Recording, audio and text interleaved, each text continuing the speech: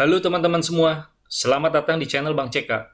Pada kesempatan video Bang Ceka yang kedua ini, Bang Ceka ingin membahas satu buah film silat yang sudah menjadi kult dan mempopulerkan para pemainnya dengan sebutan The Venom Mob. Film ini berkisah tentang seorang murid yang ditugaskan oleh maha gurunya untuk menghentikan usaha jahat dari kakak seniornya yang ingin mencuri harta karun. Cerita dimulai di markas besar Five Venom. Tampak Sifu sedang menderita sakit parah dan sudah tidak bisa diobati lagi. Untuk itu dia memanggil Yang Tian dan Sifu memberi perintah di akhir hidupnya kepada sang murid untuk mencari kelima kakak seniornya. Karena Sifu merasa bahwa dia telah melakukan kesalahan dengan mengajar ilmu silat tiada tanding ini kepada mereka. Dan sekarang Sifu khawatir kalau para murid-murid tersebut akan menyalahgunakan keahlian mereka ini untuk melakukan tindak kejahatan. Kemudian sang guru mulai menceritakan kelima kakak seniornya. Kakak pertama bernama Zhang Yaotian. Dia menguasai ilmu kungfu kelabang atau kaki seribu. Keistimewaan jurus ini adalah gerakannya yang sangat ulet dan cepat, seakan-akan mempunyai 1000 tangan dan kaki. Kakak kedua bernama Cidong. Dia menguasai ilmu ular beracun. Kedua tangannya bagaikan kepala dan ekor yang saling sinergi melumpuhkan lawan. Mampu bergerak lincah saat berkelahi di tanah.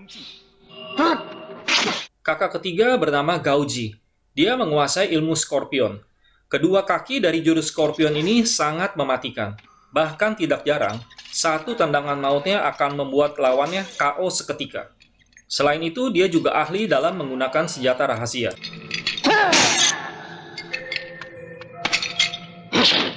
Kakak keempat bernama Meng Tianxia. Dia menguasai ilmu kadal beracun. Keahliannya adalah jurus meringankan tubuh, sehingga mampu berjalan di tembok dan menyerang musuhnya pada posisi vertikal tersebut. Kakak kelima bernama Liang Shen. Dia menguasai ilmu kodok beracun. Keistimewaan jurus ini adalah kekuatan fisik yang sangat prima, sehingga mampu membengkokkan besi. Dan tubuhnya juga kebal dari berbagai macam senjata tajam.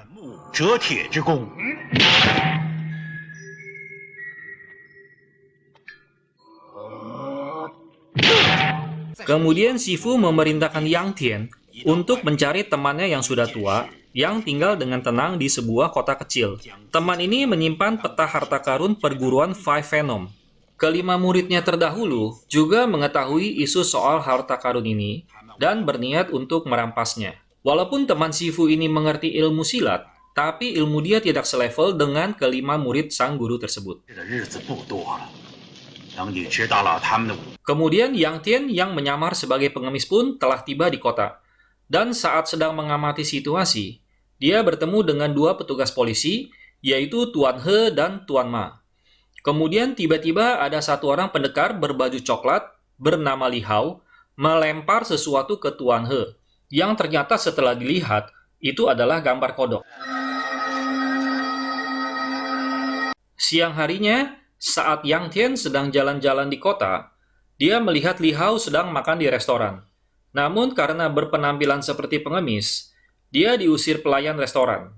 Tapi kemudian Li Hao melemparkan uang perak, sehingga dia dapat masuk dan segera duduk di meja Li Hao. Tapi Li Hao meminta dia untuk pindah meja, karena dia sedang menunggu seseorang yang tidak lain adalah Tuan He. Pada pertemuan ini, akhirnya mereka saling mengetahui identitas masing-masing sebagai murid keempat dan murid kelima. Cerita berpindah ke rumah Juragan Hong, yang tidak lain adalah Cidong. Di sini dia berdiskusi dengan kakak kesatu yang sudah mengganti namanya menjadi Tan Sankui. Mereka membahas soal harta karun, dan menurut Sankui, dia tahu siapa yang menyimpan harta karun tersebut.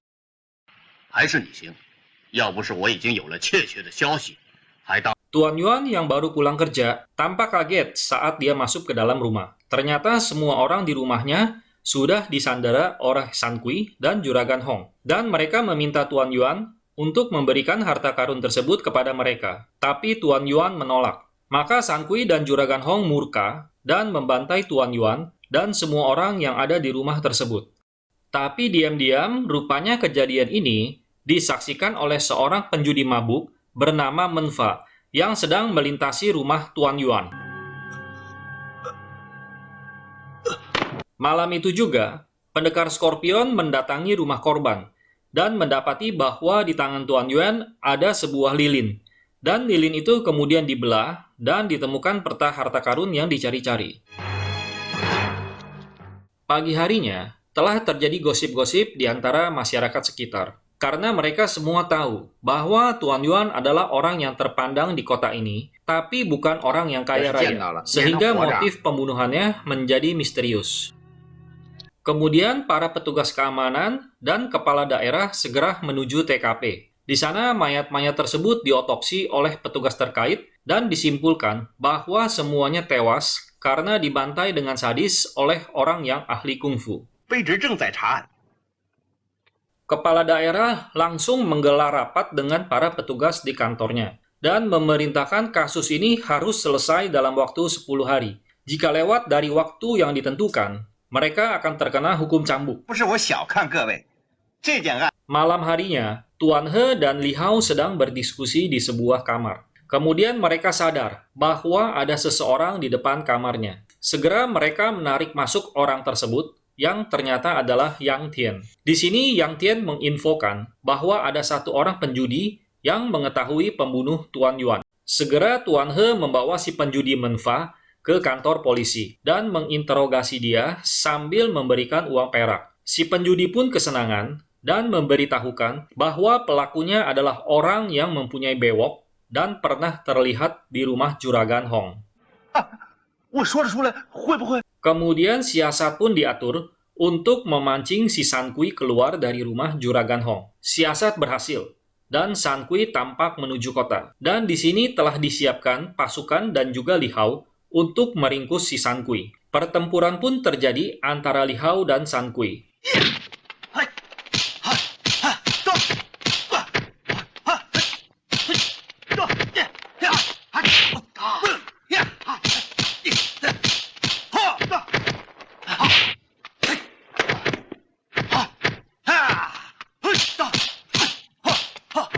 Dan setelah bertempur ratusan jurus, akhirnya San Kui dapat diringkus oleh petugas kepolisian dan segera dibawa ke pengadilan. Di pengadilan, San Kui menolak tuduhan bahwa dia telah membunuh Tuan Yuan, walaupun dia disiksa. Dia dimasukkan ke dalam penjara untuk diproses lebih lanjut di kemudian hari. Malam harinya, pendekar Scorpion menemui Juragan Hong dan meminta Juragan Hong untuk menyuap pengadilan, polisi, dan Menfa untuk mengkambing hitamkan Li Hao, serta mengirim Tuan He ke luar kota, agar tidak ada yang mengganggu saat mereka membantai Li Hao. Kemudian Hakim Wang memanggil Tuan Ma dan para petugas polisi sambil menjelaskan bahwa pembunuh Tuan Yuan masih berkeliaran dan dia saat ini ada di kedai anggur. Petugas polisi diperintahkan untuk segera menangkap Li Hao sekarang juga. Dan kalau Li Hao kabur, maka mereka akan dihukum. Sementara Tuan He yang masih penasaran karena diminta menjadi kurir surat, mendatangi kantor polisi untuk curhat dengan Tuan Ma. Tapi petugas piket menyampaikan bahwa Tuan Ma dan para petugas semuanya sedang OTW menangkap Li Hao. Awalnya Li Hao menolak untuk dibawa ke pengadilan, tapi Tuan He meyakinkan bahwa hal ini tidak masalah karena Tuan Ma akan menjaganya dan dia akan meluruskan persoalan ini setelah dia kembali seusai mengantarkan surat. Setiba di pengadilan, Hakim Wang langsung menggelar perkara dan pada persidangan, Menfa memberikan kesaksian palsu bahwa pelakunya adalah Li Hao. Li Hao tidak terima dengan kesaksian palsu ini, sehingga dia dijebloskan ke penjara untuk dikonfirmasi setelah Tuan He kembali. Di penjara, Li Hao diberikan makanan yang sudah ditaburi obat tidur.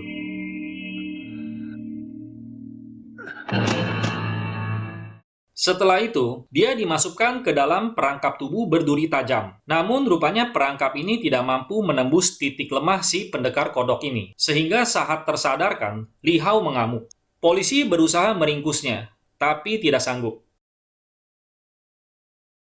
Kemudian Juragan Hong turun tangan untuk meringkus Li Hao. Tapi saat pertempuran terjadi, rupanya ada seseorang yang melemparkan senjata rahasia ke belakang kuping Li Hao, yang ternyata ini adalah titik lemahnya. Juragan Hong yang mengetahui hal ini pun ikut menyerang titik lemah Li Hao.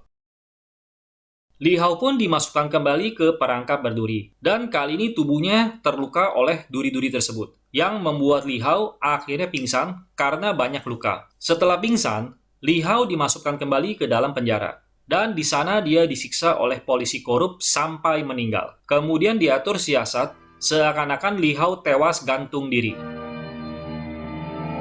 Tuan He pun kembali dari luar kota, dan segera ke kantor polisi untuk ngamuk dan marah-marah, karena ternyata San Kui dibebaskan dari tuduhan pembunuhan, dan malahan Li Hao yang dijadikan tersangka pembunuhan. Dan saat dia ingin bertemu dengan Li Hao, diinfokan bahwa Li Hao telah gantung diri.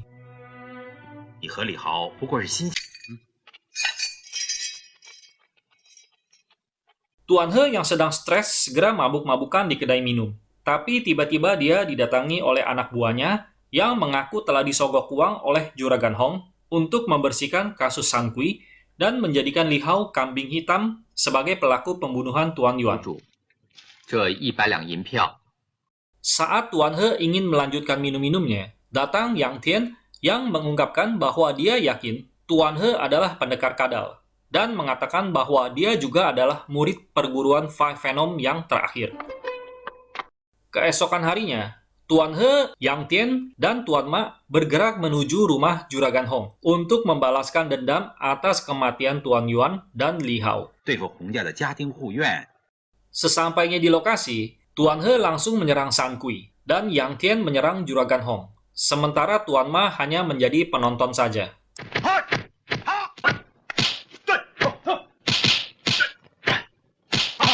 Setelah sekian lama bertempur, akhirnya San Kui tampak terluka oleh tendangan Tuan He, dan Tuan He dapat segera membantu Yang Tian melancarkan combo strike untuk mengunci kedua tangan pendekar ular. Saat terdesak ini, Juragan Hong mengatakan, jika Tuan Ma tidak membantu, maka dia akan membocorkan identitasnya.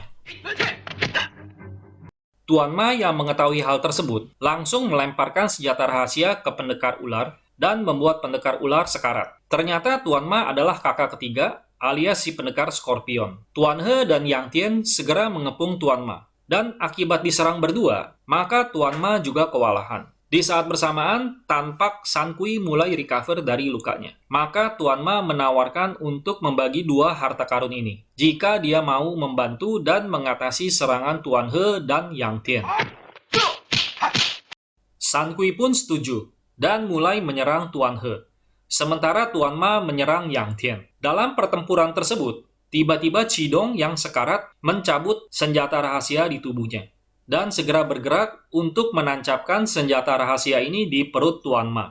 Aksi ini berhasil dan mengakibatkan Tuan Ma menderita luka parah. Tuan Ma langsung melancarkan tendangan mautnya yang mengakibatkan Cidong tewas seketika. Tuan Ma yang juga menderita luka parah menyerang membabi buta ke arah Tuan He dan Yang Tian. Tapi karena lukanya sangat parah, maka Tuan Ma tewas akibat kehabisan darah. San Kui pun tinggal sendirian dan diserang berdua, sehingga San Kui pun akhirnya berhasil dikalahkan oleh combo strike Tuan He dan Yang Tian.